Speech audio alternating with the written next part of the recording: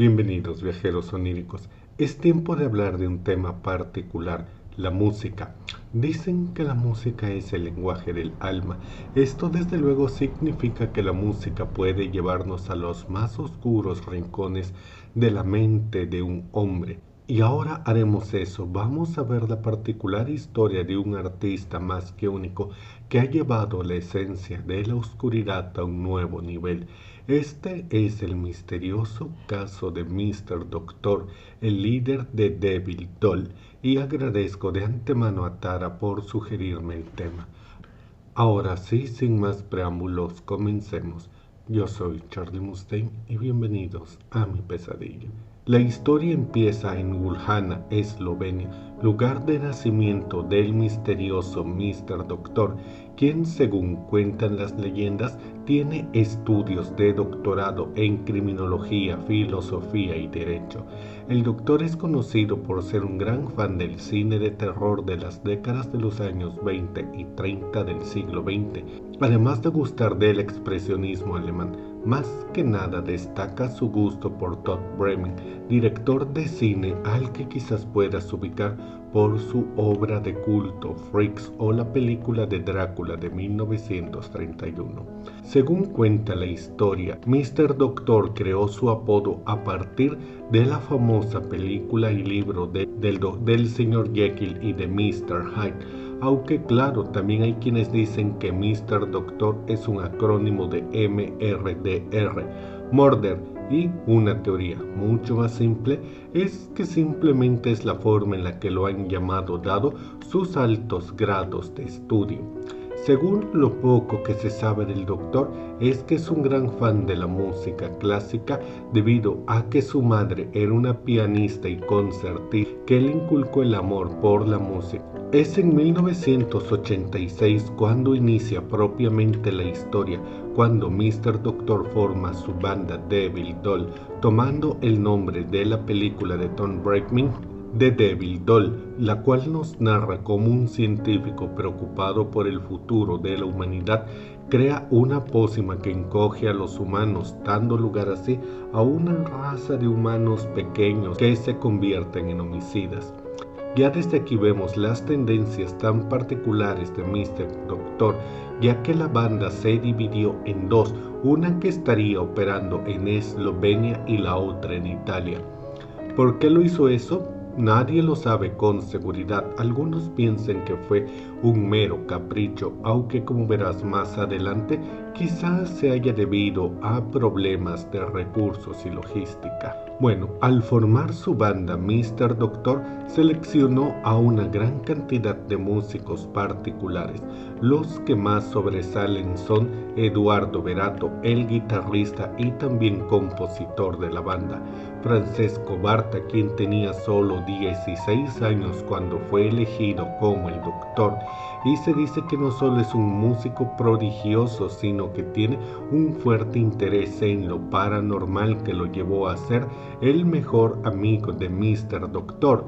También teníamos a Rob Danny, otro músico bastante joven que tuvo que dejar la banda debido a las guerras yugoslavas, aunque logró regresar con vida y que, según cuenta la leyenda, era el único de los músicos de la banda que podía aguantar las jornadas de grabación de hasta 18 horas de Mr. Doctor. Y al final, pero no menos importante, teníamos a Jurgi Tony, el ingeniero de sonido. De tal modo, para 1987, este cuarteto de la oscuridad, junto a muchos otros músicos en los coros, empezó a grabar su primer disco, La Marca de la Bestia. La única copia de esta canción se hizo en vinilo con una portada pintada por el mismo doctor. Aquí pasa la primera anécdota interesante, y es que Mr. Doctor tomó la única copia y la guardó bajo llave en su casa, diciendo que esto no era arte gráfico que se pudiera reproducir, sino más que nada una pintura, una verdadera obra de arte musical que tenía que ser escuchada y vista en su fuente original. Así que simplemente la guardó bajo 3 candados en su casa y nadie la ha escuchado desde ese momento. Esta decisión desde luego no fue del agrado del resto de la banda, pero El Doctor fue muy claro con su decisión, aunque hay que decir que hay rumores que dicen que la canción ha hecho pequeñas apariciones en otros discos, ya que algunos fragmentos se liberaron posteriormente en otros de los discos de la banda. Ya para 1989 tuvimos The Girl Who Was Dead. Este era un homenaje para el 20 aniversario de la serie británica del Prisionero y se dice que está dividida en 17 partes, porque sí, en caso de que no lo hayas entendido, la música de Mr. Doctor son larguísimas canciones que son de hecho algo más parecido a las óperas. Lo importante aquí es que estas 17 partes hacen alusión a los 17 episodios de la serie. Dentro de las muchas curiosidades que puedo citar es que el disco en su formato de CD dura 6.6 minutos, esto en alusión al número 6, el prisionero protagonista de la serie. Y que por cierto, este disco también incluye un intro y un epílogo especial a la serie, además de un cover del intro de la misma. Quizás pienses que esto es demasiado fanatismo, pero de hecho esta serie es muy popular, al punto que canciones como El Prisionero de Iron Maiden también se basan en la serie. Pero regresemos al tema. Según cuenta la leyenda, se hicieron 500 copias del álbum, las cuales Mr. Doctor solo hizo por contrato, ya que no estaba del todo contento con esto. De hecho, se sabe que el sello discográfico que las produjo estuvo creado por él en conjunto de muchos fans locales. Y una leyenda urbana extra, aunque existe una fuerte posibilidad de que sea cierta, es que algunos de los textos del reverso del vinilo fueron escritos con la sangre del Doctor. La historia del vinilo continúa diciendo que esta fue tocada una única vez en vivo y los asistentes se pudieron llevar una copia del cassette, siendo esta de tiraje limitado, pues Mr. Doctor solo creó 1200 cassettes y no se sabe qué fue de la mayoría de ellos, pues solo se repartieron unos 200 en el festival. De las 500 copias oficiales del vinilo, bueno, estas fueron vendidas en un evento especial de aniversario de la serie del Prisionero. Sin embargo, solo alrededor de 150 están con algún coleccionista. Las otras 350 quedaron en posesión del Doctor y, según se dice, fueron destruidas. Aquí podrías pensar que esto no es tan grave y que cuando menos la canción es recuperable, pero no, ni de cerca. Primero que nada, los 500 vinilos, si bien contenían la misma música, cada uno tenía una portada diferente, todas pintadas a mano por Mr. Doctor y que, según se dice, formaban una historia. Unas pocas de alrededor de una veintena se han logrado filtrar, pero el arte gráfico está perdido. Además de que la música relacionada a la serie, el cover del intro, el epílogo y la introducción no se incluyeron en estas copias. Si las quieres, tendrías que buscar uno de los cassettes, pensando, claro, que existan todavía. Ya para 1990, Mr. Doctor estaba trabajando en dos canciones diferentes, The Black Holes of My Mind y otra llamada Heliogabal, canciones que duraban entre 45 y 60 minutos respectivamente. Según cuenta el propio Mr. Doctor, la primera de ellas era la más impresionante de todas, ya que se basaba en diversos casos que estudió mientras estudiaba la licenciatura en Derecho y también en la historia de una fan que le contó cómo fue violada por su hermano. Estas canciones iban a ser lanzadas evidentemente como discos individuales, pero debido a ajustes de presupuesto, Mr. Doctor tuvo que recortar Black Holes a la mitad de su tiempo y cambiarle el nombre a simplemente Mr. Doctor, mientras que Heliogábalo también fue recortada. Y al final ambas canciones se lanzaron en el disco de Heliogábalo. Como te estarás imaginando, las versiones completas tampoco son accesibles. Es en este momento, para alrededor de 1991, que las cosas se ponen muy difíciles para el Doctor debido a las guerras yugoslavas. Fue debido a esto que la banda y la disquera, prácticamente todo el equipo, tuvieron que mudarse a Venecia, haciendo que la decisión tan particular de Mr. Doctor de haber dividido el trabajo de Devil Doll en dos países, tenga sentido. Quizás esto no fuera parte de sus caprichos artísticos, sino que Mr. Doctor estaba previendo un evento de esta magnitud, o quizás la censura de Yugoslavia. Lo interesante es que se sabe, o cuando menos se rumora, que en Venecia es donde dieron varios conciertos, y con varios me refiero a que podrías contarlos con los dedos de una mano, y ninguno de ellos es confirmable. Ya para 1992 lanzaron su próximo vinilo, Sacrilegium. Este mismo, y aunque resulte muy difícil de creer, tuvo un preestreno en una iglesia de Teknovo en la ciudad de Luján.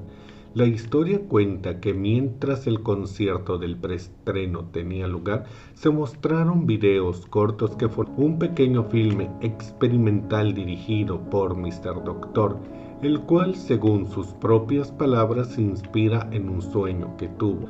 Otra particularidad es que al final de la canción, según se cuenta, se oyen voces y sonidos pertenecientes a un entierro.